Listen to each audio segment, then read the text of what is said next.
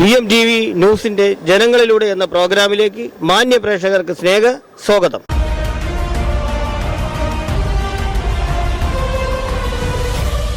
എന്തായാലും LDF തന്നെ വരണം, എന്തോ ആയിക്കോട്ടെ, എന്തായാലും LDF വരണം അല്ലേ? പെൻഷനും ഇങ്ങനെ നമുക്ക് കിട്ടൂല. ഇല്ല, നമുക്ക് ആ പെൻഷന്റെ ഒരു കാര്യം വെച്ചോണ്ടാണ് വീണ്ടും LDF വരണമെന്ന് പറഞ്ഞു. ബാക്കി എന്ത് പ്രവർത്തനം ചെയ്താലും നമുക്ക് വിഷയമല്ല അല്ലേ?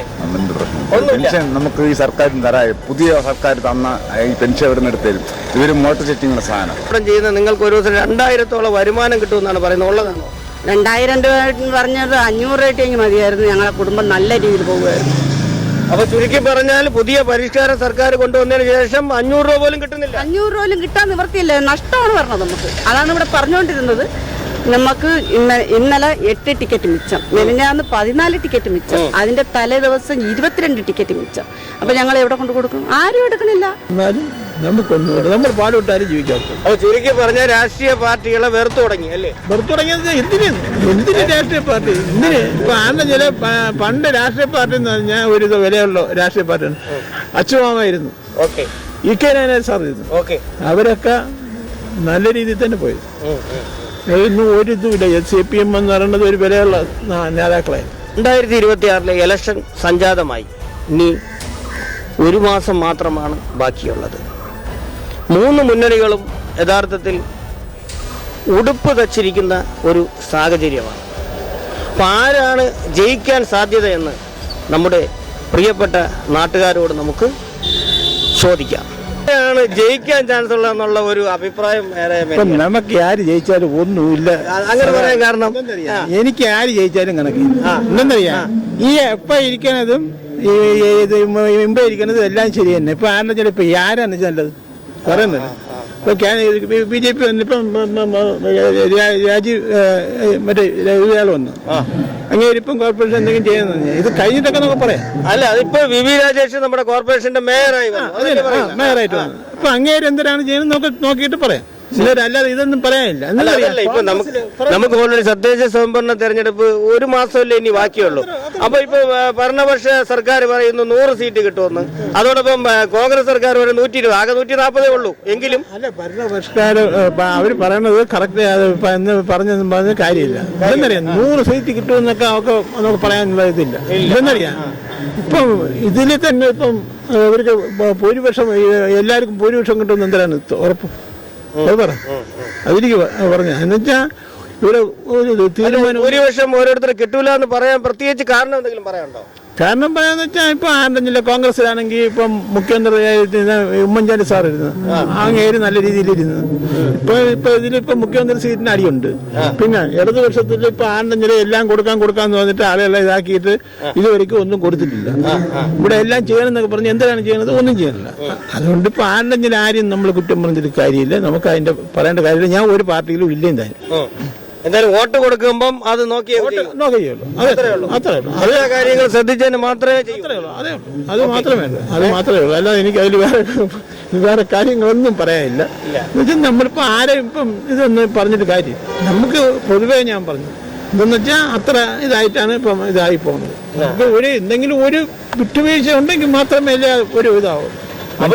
ചുരുക്കി പറഞ്ഞാൽ ഈ സർക്കാരിന്റെ പല പ്രവർത്തനങ്ങളും ജനങ്ങളിൽ എത്തുന്നില്ല എന്നാണ്. പല മേഖലയും എത്തുന്നില്ല. അവര് പറയണതെല്ലാം പറയുന്നുണ്ട്. ഇപ്പൊ ഈ റോഡ് തന്നെ എഴുതിയിരിക്കണം. ഇതിപ്പോ ഈ റോഡ് ഇവര് കേന്ദ്ര ഫണ്ടാണ്.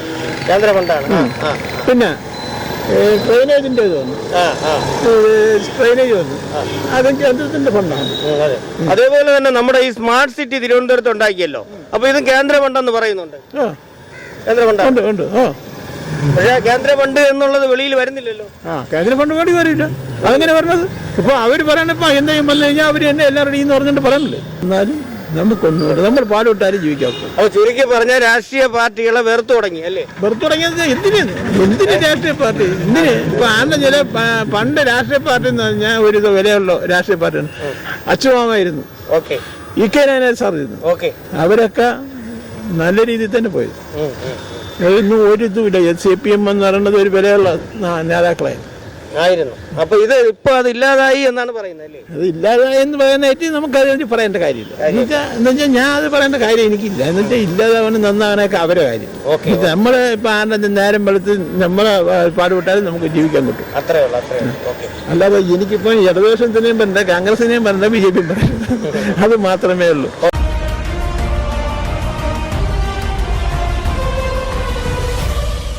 സാർ, ഞങ്ങൾ വന്നതെന്ന് പറഞ്ഞാല് 2026 ഇലക്ഷൻ സംജാതമായി ആയല്ലോ.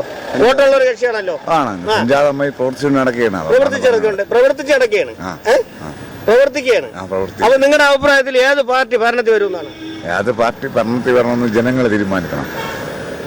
ജനങ്ങൾ തീരുമാനിക്കണം. ഓക്കെ. നമ്മളിപ്പം രാഷ്ട്രീയമായിട്ട് പറയുന്നില്ല.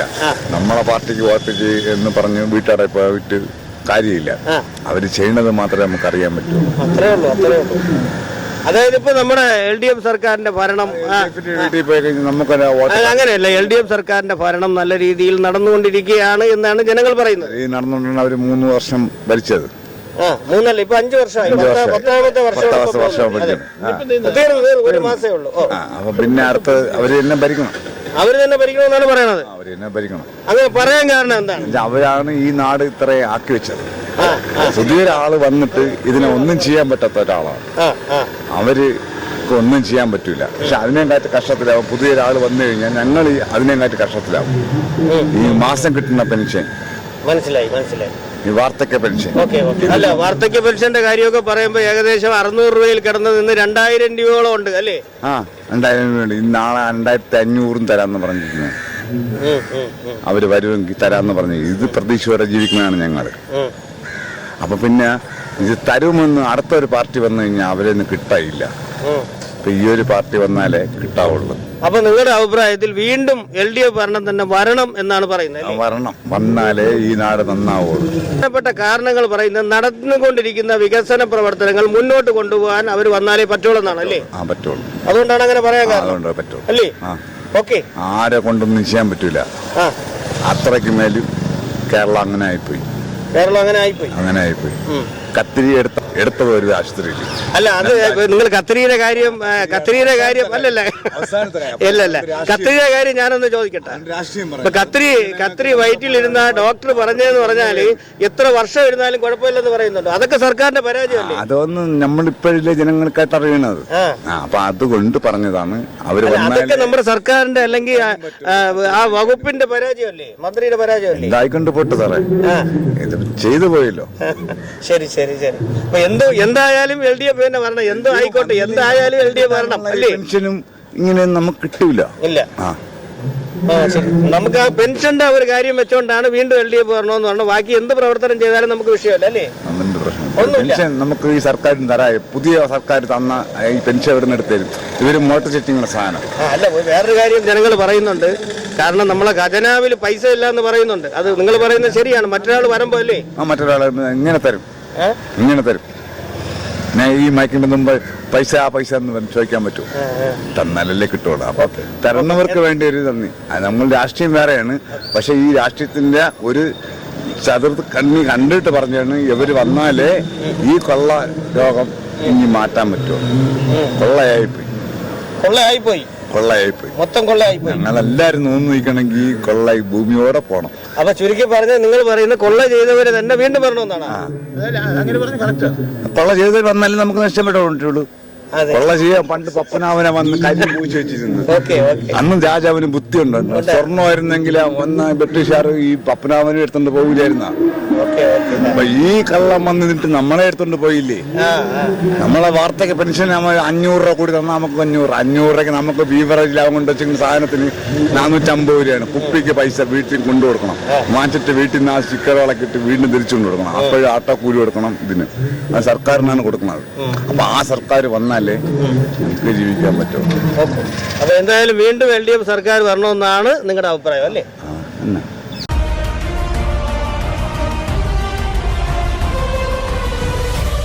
മൂന്ന് പാർട്ടിക്കാരും ഇങ്ങനെ ഉടുപ്പും തച്ചോണ്ടിരിക്കുകയാണ്. ആരാണ് ഭരണത്തിൽ വരുമോ എന്ന് വിൽക്കാനായിട്ട് നടക്കുന്ന ഒരാളാണല്ലോ. അപ്പൊ ജനങ്ങളുമായിട്ട് നല്ല സമ്പർക്കമുണ്ട്, ജനങ്ങളുമായിട്ട് നല്ല രീതിയിൽ പെരുമാറുന്ന ഒരാളാണ്. അപ്പൊ ആര് ഭരണത്തിൽ വരുമെന്നാണ് ചേച്ചിയുടെ അഭിപ്രായം? അത് എനിക്ക് ഉറപ്പിച്ച് പറയാൻ പറ്റുന്നില്ല. ഉറപ്പിച്ച് പറയാൻ പറ്റും. അങ്ങനെ ഉറപ്പിച്ച് പറയാൻ പറ്റാത്ത കാരണം ലോട്ടറി കയ്യിൽ ഇരിക്കണോണ്ടാണോ? അല്ല അല്ല അല്ല അല്ല അല്ല അല്ല, ഞാൻ പൊതുവേ പറഞ്ഞത്. പൊതുവേ പറഞ്ഞതാണ്. അപ്പൊ കാരണം 3 പാർട്ടിക്കാരും മിച്ചത്ത് ഒപ്പത്തിനൊപ്പമായി പോയിക്കൊണ്ടിരിക്കുകയാണ് ഓരോരുത്തരും. അതോടൊപ്പം തന്നെ നമ്മുടെ ഈ ലോട്ടറി നിങ്ങൾക്ക് ഇപ്പൊ കമ്മീഷൻ എന്തോ കുറച്ചതായിട്ടൊക്കെ ഞങ്ങൾ കമ്മീഷൻ കുറച്ച്, പ്രൈസ് കുറച്ച്, വളരെ വളരെ ബുദ്ധിമുട്ടാണ്. വിൽക്കാൻ വളരെ ബുദ്ധിമുട്ടാണ്. നമുക്ക് നഷ്ടമല്ലാതെ ലാഭത്തിൽ വരണതേ ഇല്ല. ഇപ്പൊ ഈ 2026 പറഞ്ഞതിന് ശേഷം നഷ്ടത്തിന്റെ പൂരമായിട്ടാണ് വരണത്. നഷ്ടത്തിന്റെ ആരും എടുക്കണില്ല, ഒരു മനുഷ്യർ എടുക്കുന്നില്ല. അപ്പൊ ഈ മേഖലയിൽ പ്രവർത്തിക്കുന്ന നിങ്ങളുടെ എല്ലാവരുടെ കാര്യവും വളരെ കഷ്ടത്തിലാണ്. എല്ലാവരുടെ കാര്യം ഒരാളെന്നല്ല, എല്ലാവരുടെ കാര്യം. ഈ ലോട്ടറി തൊഴിലാളി എന്ന് പറയുന്നത് എല്ലാവരുടെ കാര്യം വൻ നഷ്ടത്തിലാണ് ഇപ്പൊ പോകുന്നത്. ഇപ്പൊ അമ്മ തന്നെ ഈ ഒരു ലോട്ടറി ഫീൽഡിലോട്ട് വന്നു. അതിലോട്ട് വരാൻ കാരണം എന്താണ്? വരാൻ കാരണം എന്ന് പറഞ്ഞാൽ നമ്മള് ഇത് ഈ മേഖലയിൽ ഇറങ്ങിയെന്ന് വെച്ചാൽ നമുക്കൊരു വരുമാന മാർഗം, പിന്നെ എന്തെങ്കിലും കിട്ടിയാൽ നമ്മളുടെ കടം തീരും, നമ്മളെ കുടുംബം മുന്നോട്ട് പോകും എന്നുള്ള ഒരു ഇതില്. ഇപ്പം കുടുംബവും മുന്നോട്ട് പോകാൻ പറ്റണില്ല, കടമല്ലാതെ മറ്റൊന്നുമില്ല. അപ്പൊ ഇതൊന്നും മനസ്സിലാക്കാതെയാണല്ലോ നമ്മുടെ സർക്കാർ ഓൾറെഡി ഇതിന്റെ റേറ്റ് കുറച്ചത്. 40ന്റെ ടിക്കറ്റ് ആയിരുന്നപ്പോഴും ഒരുവിധം നമ്മൾ പിടിച്ചു വിറ്റിപ്പോയി. 30ന്റെ ടിക്കറ്റ് ആയപ്പോഴും നല്ല രീതിയിൽ തന്നെ പോയിക്കൊണ്ടിരിക്കുന്നു. ഈ 50ന്റെ ടിക്കറ്റ് ഇറങ്ങിയതിന് ശേഷം ഞാൻ തുറന്നു പറയാണ്, 50ന്റെ ടിക്കറ്റ് ഇറങ്ങിയോടുകൂടി ഞങ്ങൾക്ക് കഷ്ടകാലം ഇറങ്ങി. അതെ, ടിക്കറ്റിന്റെ റേറ്റ് സർക്കാർ ആലോചിക്കാതെ കൂട്ടിയതോട് കൂടി 50ന്റെ ടിക്കറ്റ് ഇറങ്ങിയ ശേഷം ഇത്തിരി നല്ല പിടിച്ചു പറ്റി ചെലവ് ഒരുവിധം വന്നോണ്ടിരുന്നു. ഇപ്പൊ നമ്മളെ കമ്മീഷൻ കുറച്ച്, പ്രൈസ് കുറച്ചപ്പോ ആരും എടുക്കുന്നില്ല. ഞങ്ങൾ പറയണത് ആ പൈസ ഉണ്ടെങ്കിൽ ഞങ്ങൾ 4 അരി വാങ്ങിക്കും. അപ്പൊ ഓരോ ആൾക്കാർ പറയുന്നത് എങ്ങനെ, ലോട്ടറി കച്ചവടം ചെയ്യുന്ന നിങ്ങൾക്ക് ഒരു ദിവസം 2000-ഓളം വരുമാനം കിട്ടുമെന്നാണ് പറയുന്നത്. ഉള്ളതാണോ? 2000 രൂപ പറഞ്ഞത് 500 രൂപയെങ്കിൽ മതിയായിരുന്നു. ഞങ്ങളെ കുടുംബം നല്ല രീതിയിൽ പോകുമായിരുന്നു. അപ്പൊ ചുരുക്കി പറഞ്ഞാൽ പുതിയ പരിഷ്കാരം സർക്കാർ കൊണ്ടുവന്നതിന് ശേഷം 500 രൂപ പോലും കിട്ടുന്നില്ല. 500 രൂപ പോലും കിട്ടാൻ നിവർത്തിയില്ല, നഷ്ടമാണ് പറഞ്ഞത് നമുക്ക്. അതാണ് ഇവിടെ പറഞ്ഞുകൊണ്ടിരുന്നത്. നമുക്ക് ഇന്നലെ 8 ടിക്കറ്റ് മിച്ചം, മെനഞ്ഞാന്ന് 14 ടിക്കറ്റ് മിച്ചം, അതിന്റെ തലേ ദിവസം 22 ടിക്കറ്റ് മിച്ചം. അപ്പൊ ഞങ്ങൾ എവിടെ കൊണ്ട് കൊടുക്കും? ആരും എടുക്കണില്ല. ഒരു മനുഷ്യർ അവർ കൊടുക്കുമ്പോൾ അവർ പറയണത് എന്തെന്നറിയാമോ? ചേച്ചി, ഞങ്ങൾ സർക്കാരിനെ വളർത്തണ എന്തിനാ പൈസ ഉണ്ടെങ്കിൽ ഞങ്ങൾ 4 അരി വാങ്ങിച്ചോ, 1 ഗ്ലാസ് പാല് വാങ്ങിച്ചോ, ഞങ്ങളെ കുട്ടികളെ വിൽക്കും. നിങ്ങൾ വേറെ എന്തെങ്കിലും വഴി നോക്കിയെന്നാണ് പറയുന്നത്. ഞങ്ങളാണ് ചീത്ത വിളിക്കുന്നത്. അപ്പൊ ജനങ്ങൾക്ക് സർക്കാരോട് അത്ര അമർഷം ഉള്ളതുകൊണ്ടാണ് പറയുന്നത്. ആണ്, ഇല്ലാന്ന് പറഞ്ഞില്ല. അവർക്ക് 10 ടിക്കറ്റ് എടുക്കുമ്പോ ഒരു 100 രൂപ കിട്ടണ്ടേ? അവർ പറയണത് ഇങ്ങനെയാണ്, ചേച്ചി ഞങ്ങൾ 10 ടിക്കറ്റ് എടുക്കാം. 10 ടിക്കറ്റ് എടുക്കുമ്പോൾ ഒരു 100 രൂപ കിട്ടിയാൽ ഞങ്ങൾക്ക് അതൊരു സന്തോഷമാണ് എന്നാണ് അവർ പറഞ്ഞത്, ജനങ്ങൾ പറഞ്ഞത്. അപ്പൊ എന്തായാലും നിങ്ങളുടെ മേഖല ഓൾറെഡി നശിച്ചു അല്ലേ? ഇനി ഇതൊരു ജീവിത മാർഗമായി മുന്നോട്ട് കൊണ്ടുപോകാൻ പറ്റണില്ല. ഞാൻ ഇതാ വീട്ടു ജോലി അന്വേഷിക്കുന്നു. അത്ര ഗതികേടിലാണ് ഇപ്പൊ. 12 വർഷം ഇതിൽ ഇറങ്ങിയിട്ട് വീട്ടു ജോലിക്ക് ഇറങ്ങാനുള്ള ഗതി നടന്ന് മുട്ടുപോലും വയ്യാതെ കരയണിയാണ്. ശരി, അമ്മയുടെ വീട്ടിൽ ആരൊക്കെ ഉണ്ട്? എന്റെ വീട്ടില് എന്റെ മോളുണ്ട്, എന്റെ പേരക്കുട്ടികളുണ്ട്, എന്റെ ഭർത്താവുണ്ട്, എന്റെ മരുവനുണ്ട്. എല്ലാവരും ഉണ്ട്. അപ്പൊ എല്ലാവരെയും ഒരു ആശ്രയമാണ് നമ്മുടെ ഈ കേരളത്തിൽ ഇപ്പൊ വിറ്റോണ്ടിരിക്കുന്ന ഈ ഒരു ലോട്ടറി. സർക്കാരിന്റെ ഈ ഒരു ലോട്ടറി ടിക്കറ്റിന്റെ വില വർധനവും മറ്റു കാര്യങ്ങളെല്ലാം നമ്മുടെ നല്ലൊരു ഇത് കടമാണ് എടുത്തോണ്ട് നടക്കണത്. ഈ ടിക്കറ്റ് എന്ന് പറയുന്നത് ഞങ്ങള് എടുക്കുന്ന കടയിൽ നിന്ന് ഇപ്പൊ നഷ്ടത്തിൽ വന്ന് എല്ലാം കൊണ്ടും ഞാൻ ഇപ്പൊ ഇതെല്ലാം മൊത്തത്തിൽ കടം എടുത്തോണ്ടെന്ന് ഇന്ന് വിറ്റ് നാളെ കൊണ്ടു കൊടുക്കണം. ഇന്നലെയും ചെന്ന് 500 രൂപ കടം മറിച്ചാണ് ഇന്ന് കടയിൽ കൊണ്ട് കൊടുത്തത്. കാരണം ഇന്നലത്തെ ടിക്കറ്റ് മിച്ചം. അപ്പോൾ ഓരോ ദിവസവും ഇങ്ങനെ മിച്ചം വന്നുകൊണ്ടിരിക്കുമ്പോൾ നമ്മൾ എന്നാ ഒരു 100 രൂപ പ്രൈസ് ഉണ്ടാവും. മിച്ചം വരുന്ന ടിക്കറ്റ് തിരിച്ചെടുക്കുന്ന അങ്ങനെ ഒരു സംവിധാനമില്ല. നമ്മൾ ബില്ലിട്ട് എടുക്കണേണ്. ബില്ലിട്ടെടുത്താൽ അവർ നേരിട്ട് എടുക്കും. നമ്മൾ ഏജൻസിന്ന് വിൽക്കുന്നതല്ല, ഏജൻസിക്കാർ തന്നു വിടുന്നതല്ല, നമ്മൾ ബില്ലിട്ടെടുക്കുന്നതാണ്. ബില്ലിട്ടെടുക്കുന്ന ടിക്കറ്റ് തിരിച്ചെടുക്കൂല. അപ്പൊ ഇത് തീരാതെ പോയി കഴിഞ്ഞാൽ നമുക്ക് കൈ നഷ്ടം. എന്നാ ഒരു പ്രൈസ് ഉണ്ടെങ്കിൽ നമുക്ക് അത് വെച്ചെങ്കിലും മുന്നോട്ട് പോവാം. ഇത് അതും ഇല്ല. വളരെ കഷ്ടത്തിലാണ്. വളരെ കഷ്ടത്തിലാണ്. ഓക്കെ, അപ്പൊ എന്തായാലും ഇതൊക്കെ ജനങ്ങൾ കണ്ട് എന്ന് എനിക്ക് തോന്നുന്നു. കാരണം ഇപ്പൊ ആട്ടോ മേഖലയിൽ നേരത്തെ സംസാരിച്ചപ്പം അതും വളരെ മോശമാണ്. അതോടൊപ്പം തന്നെ ഇപ്പൊ നമ്മുടെ ലോട്ടറി വകുപ്പിന്റെ കച്ചവടം ചെയ്യുന്ന 12 വർഷമായി കച്ചവടം ചെയ്യുന്ന നമ്മുടെ ചേച്ചിയെ പരിചയപ്പെട്ടപ്പോൾ ചേച്ചിയും പറയുന്നതെന്ന് പറഞ്ഞാൽ ഈ മേഖല പോയി എന്നാണല്ലേ? പോയെന്ന് പറഞ്ഞാ പോയി. അത് ഇതുകൊണ്ട് ജീവിക്കാൻ നോക്കണ്ട. ഇതുകൊണ്ട് ജീവിക്കാൻ നോക്കണ്ട. കാരണം അത്രയ്ക്ക് ഞങ്ങൾ സങ്കടപ്പെട്ടാണ് പറയണം. കാരണം തളർന്നു, കാൽ രണ്ടും ഒടിഞ്ഞ പരുവമായി. ആ പരുവമായി. ഇത് 12 മണിക്കൊക്കെ 40ന്റെ ടിക്കറ്റ് 30ന്റെ ടിക്കറ്റൊക്കെ ഒരു 1 മണിക്ക് തീർന്നുകൊണ്ടിരുന്നു. ഇപ്പം 3:30 ആയാലും തീരെയില്ല, മിച്ചവും. കാരണം സർക്കാരിനോടുള്ള അമർഷമായിരിക്കും. മാത്രമല്ല, എനിക്കൊന്നും മാത്രമല്ല, വൻ നഷ്ടം ആൾക്കാർക്ക് വന്നോണ്ടിരിക്കുകയാണ് ഇപ്പൊ. തന്നെ ലോട്ടറിയിൽ വൻ നഷ്ടമാണ് ഇപ്പൊ വന്നോണ്ടിരിക്കുന്നത്. എടുക്കുന്ന നമുക്ക്, എനിക്കെന്ന് മാത്രമല്ല, ഈ മേഖലയിൽ ജീവിക്കുന്ന എല്ലാവർക്കും വൻ നഷ്ടം തന്നെ. ഇഷ്ടംപോലെ നഷ്ടങ്ങൾ വന്നുകൊണ്ടിരിക്കുകയാണ്. എനിക്കെന്ന് മാത്രം ഞാൻ പറയില്ല. കാരണം എല്ലാവരും ഈ ലോട്ടറി തൊഴിലാളികളെന്ന് പറഞ്ഞാൽ എല്ലാവരും ഞാനും അവരും എല്ലാം ഒരേ മേഖലയിൽ ജീവിക്കുന്നവരാണ്. അപ്പോൾ അതെല്ലാം ഒരു വൻ നഷ്ടത്തിൽ തന്നെ പോകുന്നു.